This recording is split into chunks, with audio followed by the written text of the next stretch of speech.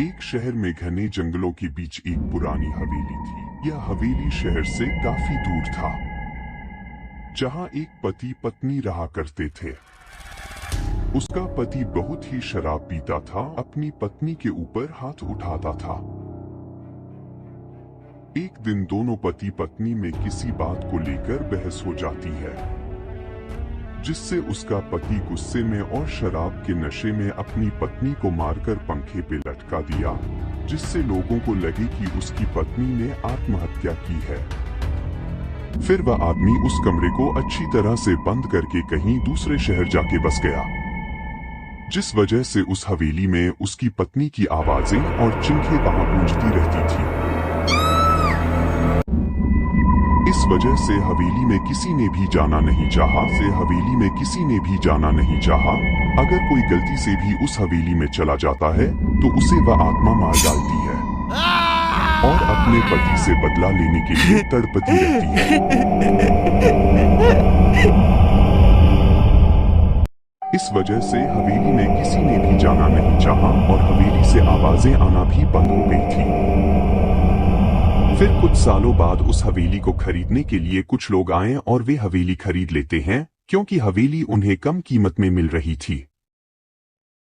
कुछ दिनों तक तो सब ठीक था, पर धीरे धीरे उन्हें महसूस होने लगा कि हवेली में उनके अलावा और भी है। उन्हें हर पल ऐसा लगता जैसे कि उन्हें कोई गुरगुर कर देख रहा हो। हर पल उन्हें अपने साथ किसी के होने का एहसास होता।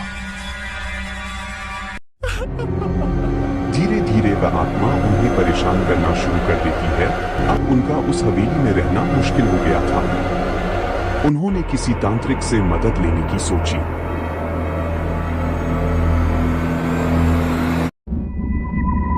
फिर तांत्रिक को हवेली में लाया गया। तांत्रिक ने उस आत्मा को अपने वश में कर लिया और उससे पूछा, कौन हो तुम और तुम इन लोगों को परेशान क्यों कर रही हो? आत्मा ने जवाब दिया,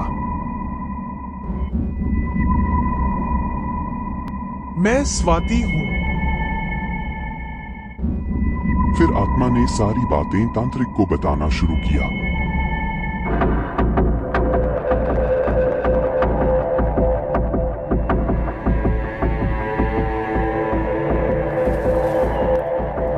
आत्मा की बात को सुनकर के तांत्रिक ने उस कमरे को खुलवाया। कमरे में लाश लटकी हुई थी जो कंकाल बन चुकी थी और खून के धब्बे सूखी पड़ी हुई थी। उस आत्मा की कंकाल को देखकर पुलिस को सौंप दिया गया और पुलिस ने कातिल का पता लगाकर उसे गिरफ्तार कर लिया। उसके बाद उस कंकाल का विधिपूर्वक अंतिम संस्कार किया गया, जिससे उसकी आत्मा को शांति मिल गई।